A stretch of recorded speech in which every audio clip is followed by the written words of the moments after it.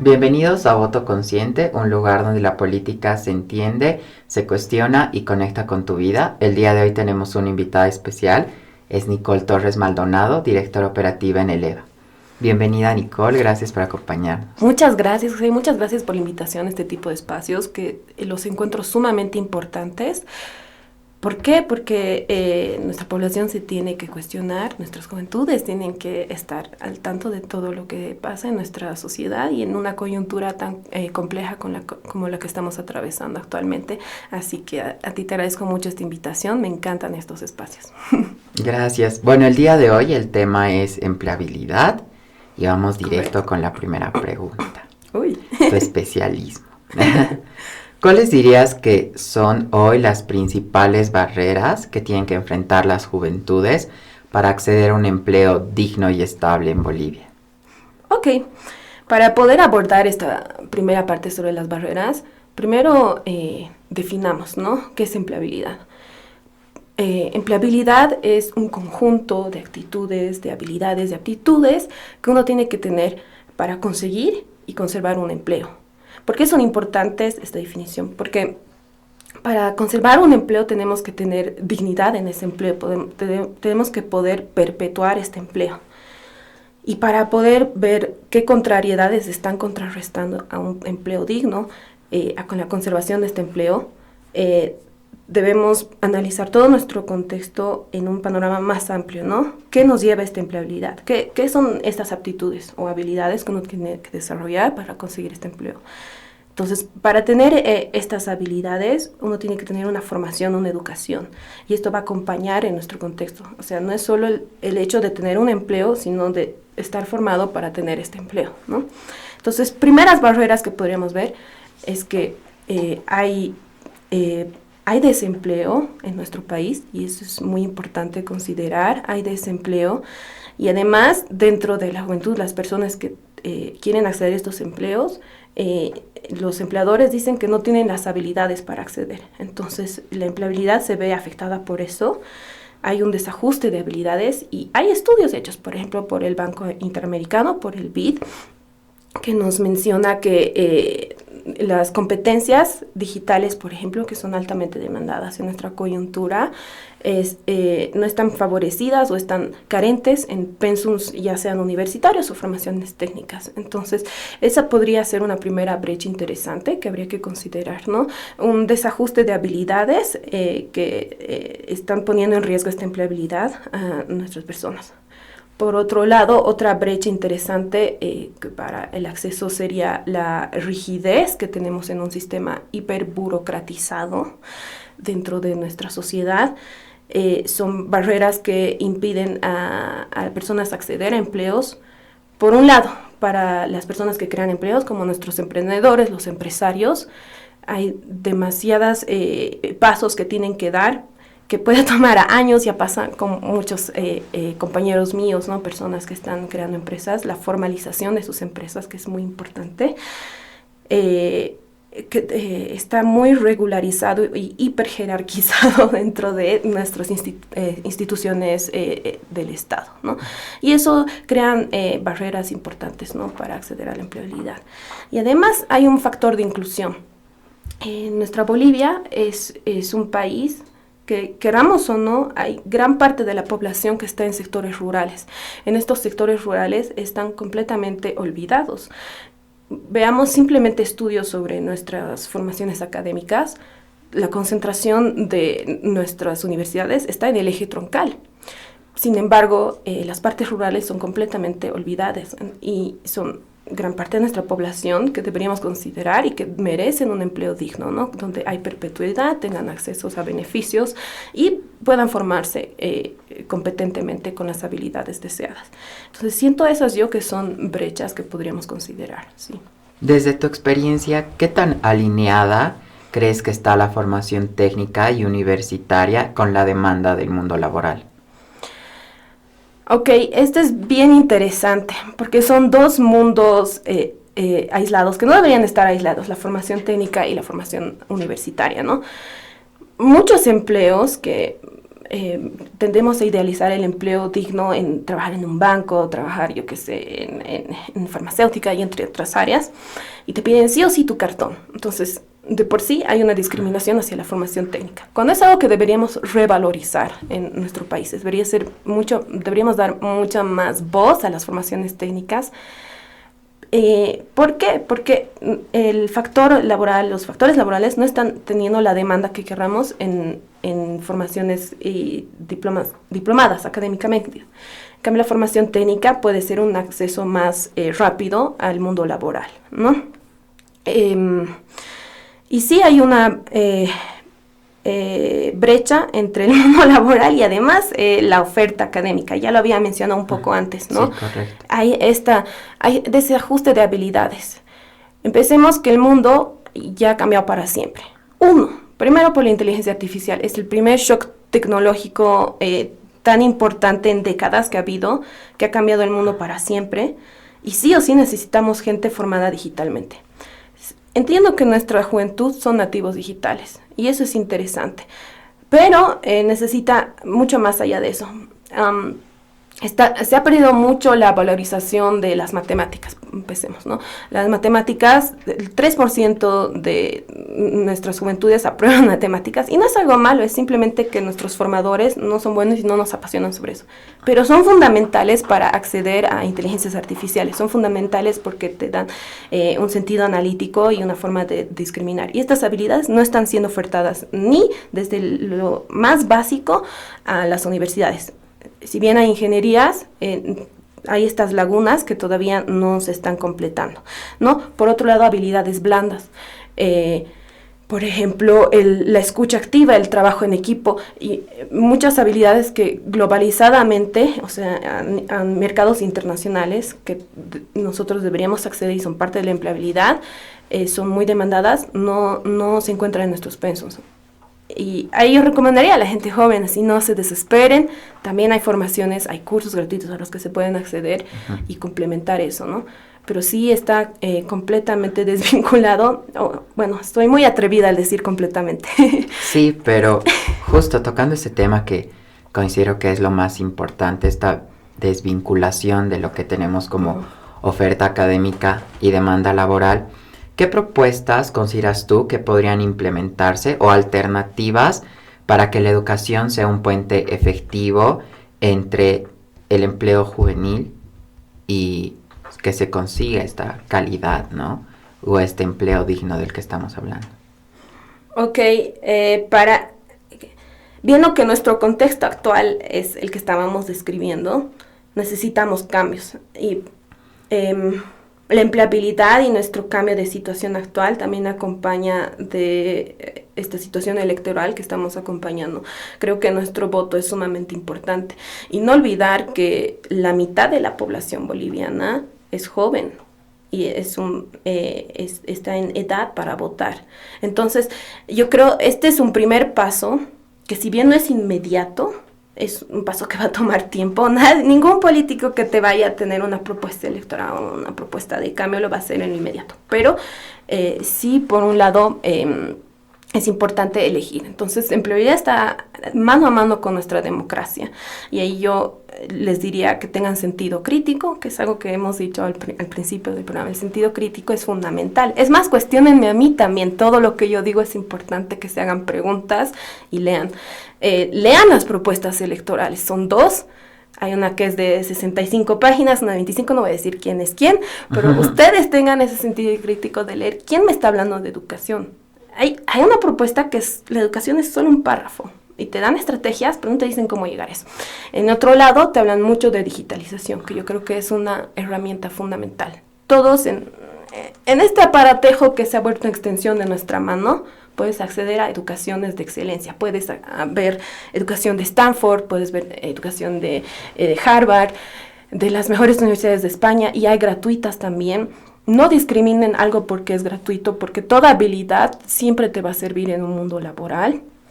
Y sobre todo para formar líderes. En Bolivia tenemos gente fantástica, muy diversa, que tienen ideas tan interesantes y por la informalidad de nuestro mercado la gente es muy creativa y está forzada a ser emprendedores, ¿no? Yo creo que es eso, ver eso, evalúen bien eso, evalúen desde un lado democrático, pueden acceder a herramientas digitales y vean quién está dando propuestas para que aparezcan estas propuestas, para que crezcan la digitalización de la educación y también de la empleabilidad.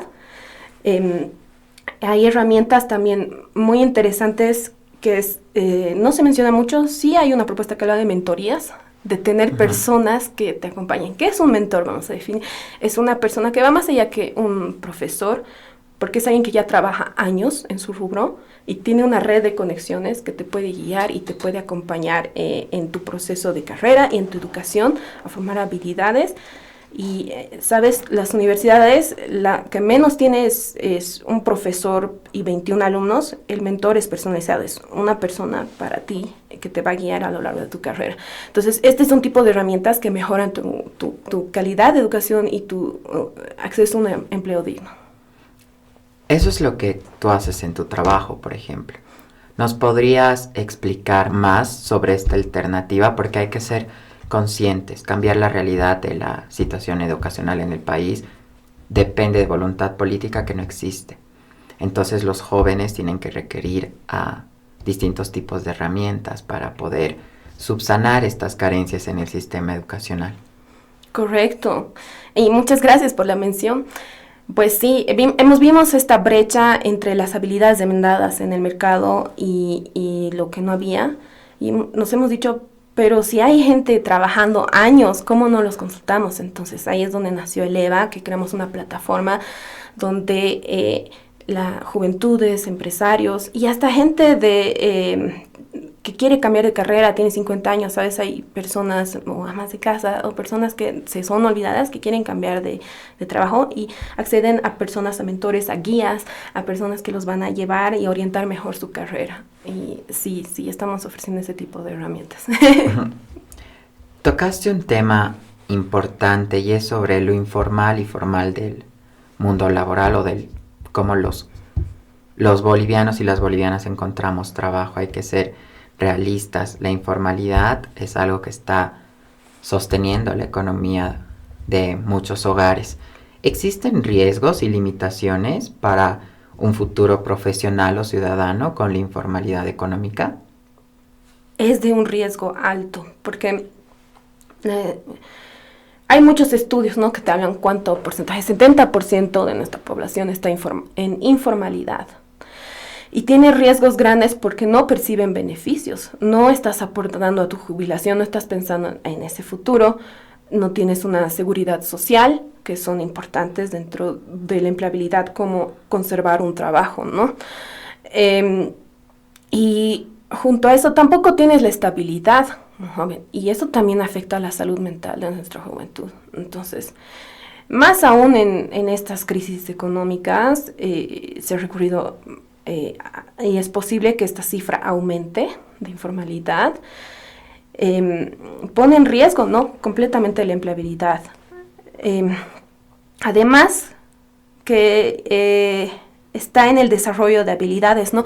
Es como el desarrollo de habilidades ya no existe porque no estás apuntando hacia un crecimiento de tu carrera, estás apuntando a poner pan en tu mesa. Y es completamente entendible y no deberíamos estar sofocados de esa manera. La informalidad es una consecuencia de un mercado formal muy rígido. Yo pienso que es eso, ¿no? Que es eso y es algo que deberíamos buscar cambiar, ¿no?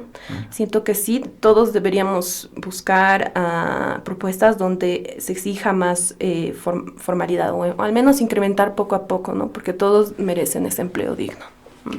Y otra opción sería el emprendimiento. Sin embargo, ¿consideras que es realmente una salida sostenible para la juventud o termina siendo otra forma de precarización?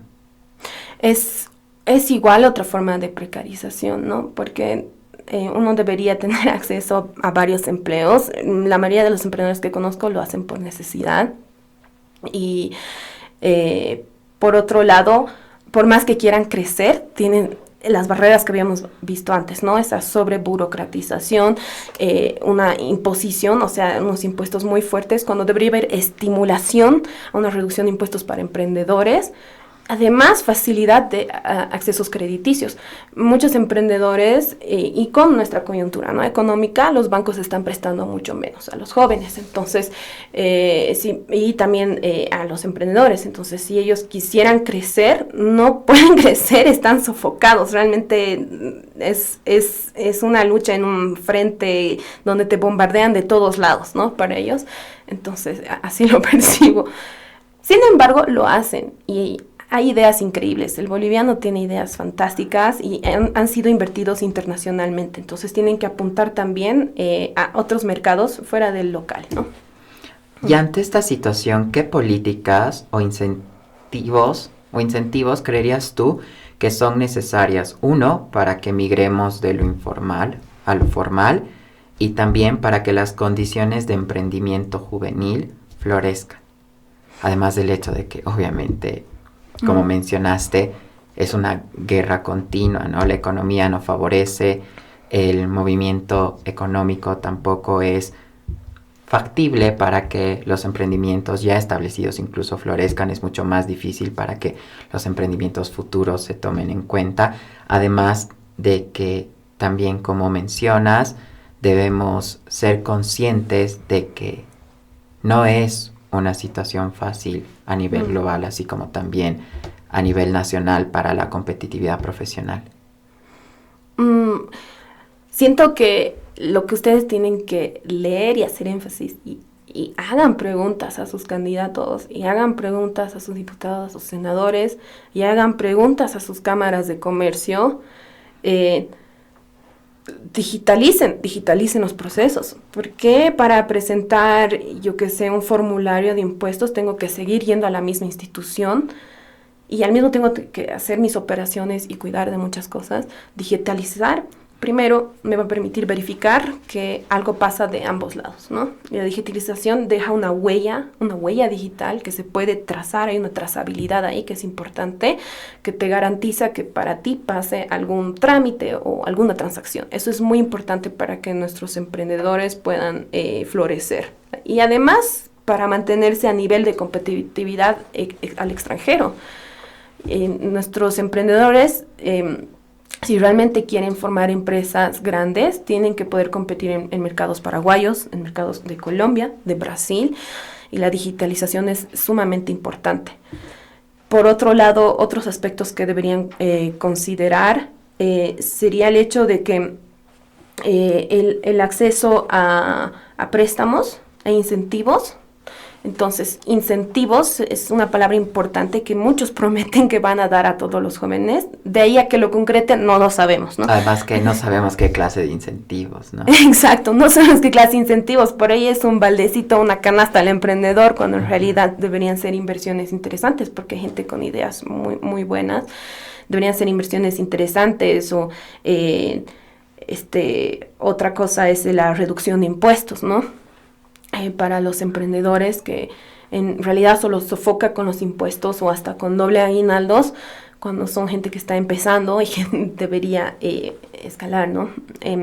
Ese tipo de políticas son las que deberían considerar al estar escrutinando cada una de las propuestas, pero además no quedarse solo en el voto, ¿no?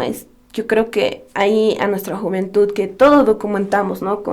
Ya sea con cámaras, háganse preguntas y pidan su participación ciudadana y digan, no, yo me opongo a esto, o qué tipo de leyes están coadyuvando o mencionando este tipo de problemáticas, ¿no?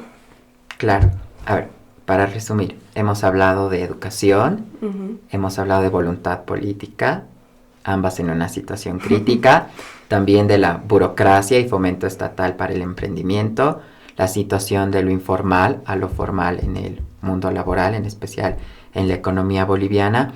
Pero hay algo que me gustaría preguntarte y Adelante. es sobre lo digital. Mencionaste que es un paso al que todos nos vemos obligados a darlos. No solo las juventudes, sino también toda persona que se mueva ya en el mundo, puesto que por las inteligencias artificiales y por el hecho mismo del avance del Internet está en todos los campos. Exacto. Sin embargo, viene con un privilegio. Si no me equivoco, espero no estar errado, hay un tal vez alrededor de un 70% con acceso a Internet en Bolivia. Sin embargo, sin contar que hay un 30% que no lo tiene, este 70% no está distribuido de forma equitativa, como tú mencionaste. No es lo mismo acceder a la educación en el campo como en las ciudades o en las áreas periurbanas de las áreas centrales del eje troncal. ¿Cómo podemos superar esta brecha del privilegio digital? Puesto que son herramientas a las que, si bien la forma en la que las manejamos son didácticas, ¿tú cómo lo has visto que los profesionales que, digamos, estén acostumbrados a una forma analógica migren a lo digital y los nativos digitales se profesionalicen con una herramienta que la manejan en el cotidiano? Correcto. Es muy, muy buena pregunta esa. Y no quieres responder. No, me voy a atrever a responder. Yeah. A lo mejor me equivoco y me corrigen. Esa discriminación no es solo de Bolivia, es algo que pasa en otros países, hasta en Estados Unidos, ¿no? En sus zonas rurales están completamente olvidadas y muchas personas han intentado dar respuestas mediante el acceso al Internet por satélites, pero sigue siendo demasiado caro, entonces es irreal, es solo una idea linda para vender y tener inversores. Entonces, tú mismo lo has mencionado. Ahí es donde generaciones, miren, yo soy millennial, generaciones con nosotros hemos vivido entre lo analógico y lo digital, y las generaciones posteriores ya los llaman nativos digitales, ¿no? Tenemos que colaborar entre ambas, ¿no? Porque si no, se olvida a personas que no tienen ese acceso. Y en Bolivia, mal que mal, tenemos de los internets más caros de Latinoamérica. Es otro factor de discriminación que no permite el total acceso a todos. Y aún así los que acceden se encarece un montón.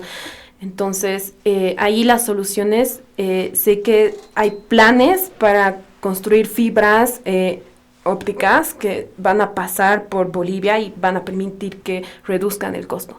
De ahí hasta que se haga, va a tomar años, ¿no? Entonces, tenemos que todavía apoyarnos en lo analógico. O este tipo de espacios que son grabados también deberían ser posibles de acceder para esas otras personas. Y ahí es donde combinamos lo digital, que digamos sí se puede hacer como número, pero también hay que descargarlo y también poder mostrarlo, yo que sé, en una pantalla, en una proyectora, para llegar a esos lugares. O ya, yo que estoy chapada a la antigua, a lo escrito también, ¿no? Todavía tenemos que usar ese tipo de herramientas para poder evitar esa discriminación. Y es lamentable. Es lamentable, y es ahí donde yo no he visto en ninguna de las propuestas que mencionen cómo van a mejorar esa digitalización para todo el país.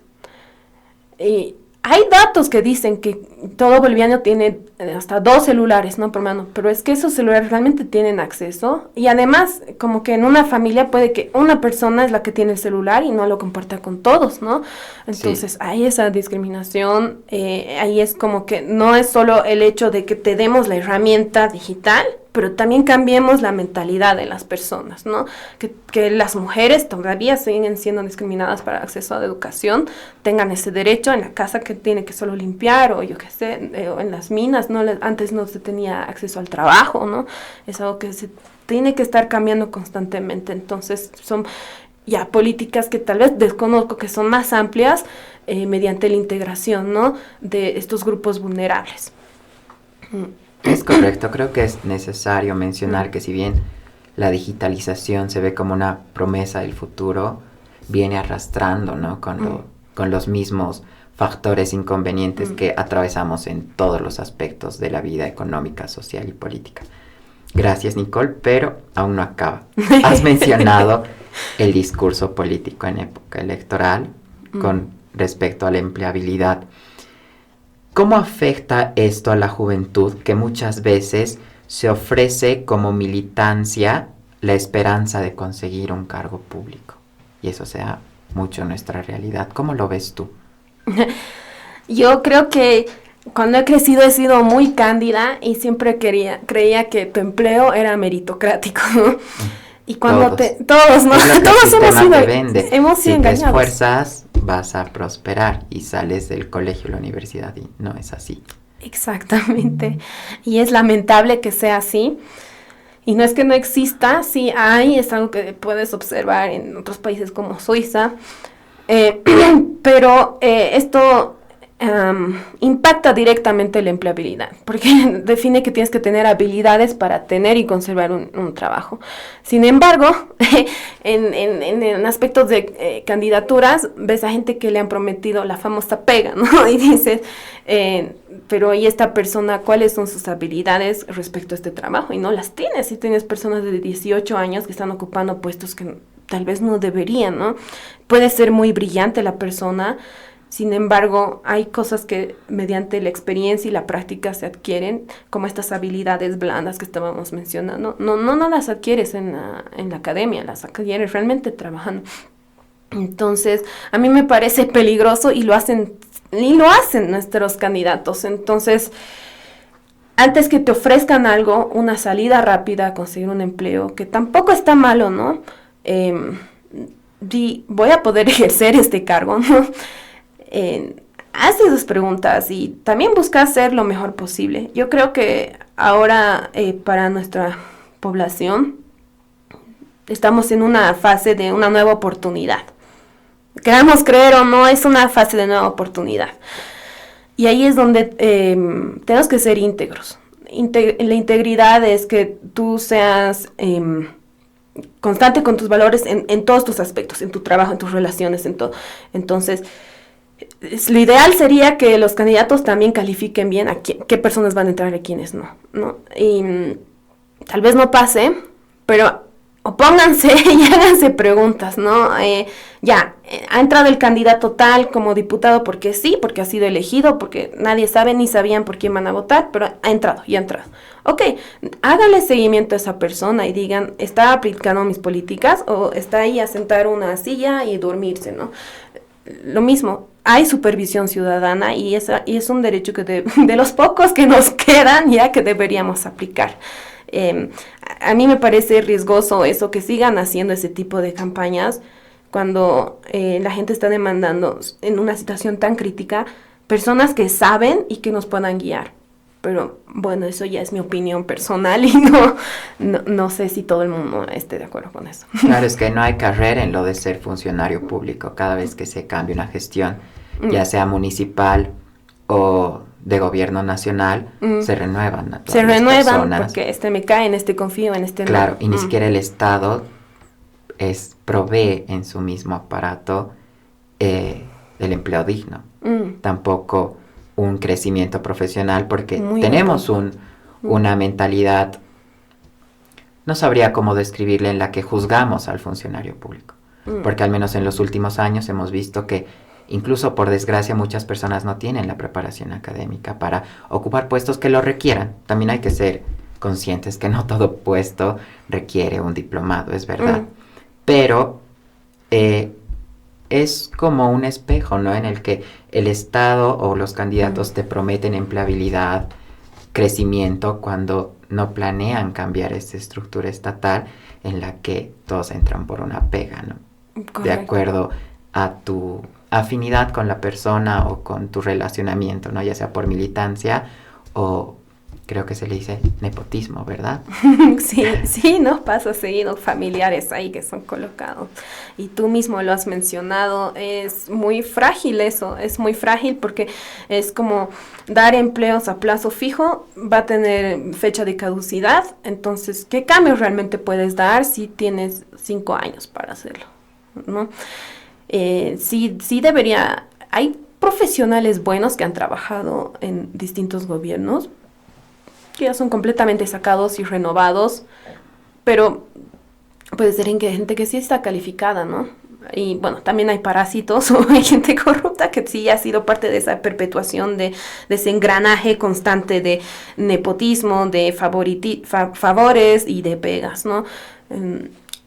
Estoy muy de acuerdo que sí se debería calificar más, que estamos en un sistema que perpetúa eso, pero ¿por qué no dar continuidad, ¿no? a ciertas personas que tal vez sí han hecho cosas interesantes? Han habido programas por ejemplo, el trabajo empleo, a mí me parecía bien interesante, ¿no? Del gobierno anterior.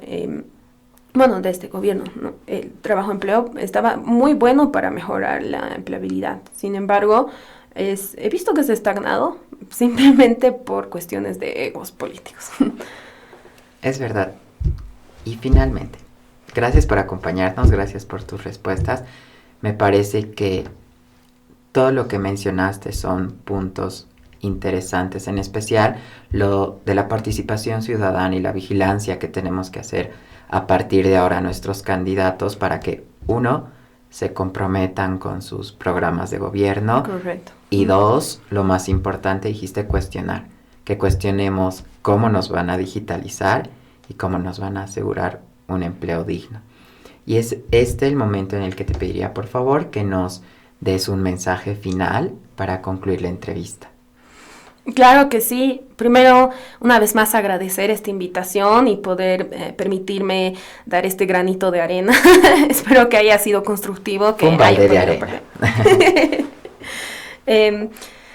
Por favor, en esta situación de crisis, sobre todo apelo a la juventud, que es 50% de nuestra población, hagan un voto, participen, sea quien sea, o sea como eligen tu voto, es tu derecho fundamental. La empleabilidad también es un derecho tuyo, así que participen en eso, cuestiónense, permítanse también de mejorar su educación y adquirir nuevas habilidades, nuevas aptitudes. Hay herramientas gratuitas, si no las hay de acceso rural, luchen, apoyen a a las personas olvidadas y a las personas que son marginalizadas para que también tengan acceso a eso. Yo sé que estas nuevas generaciones son súper activas y quieren participar, así que eso aplaudo, son iniciativas que a mí me encantan y pienso que se tienen que hacer. Y construyan programas, no dependan de que alguien les diga qué hacer, sino sean valientes y también construyan ustedes. Y también yo les invitaría mucho a que exploren emprendimientos de bolivianos como el mío, donde pueden conseguir mentores si quieren mejorar sus habilidades. Eso, muchas gracias. De nuevo te agradezco por tu tiempo y por tu aporte. Esto fue Voto Consciente de Asociación Colmena Juvenil. Nos vemos en un próximo episodio.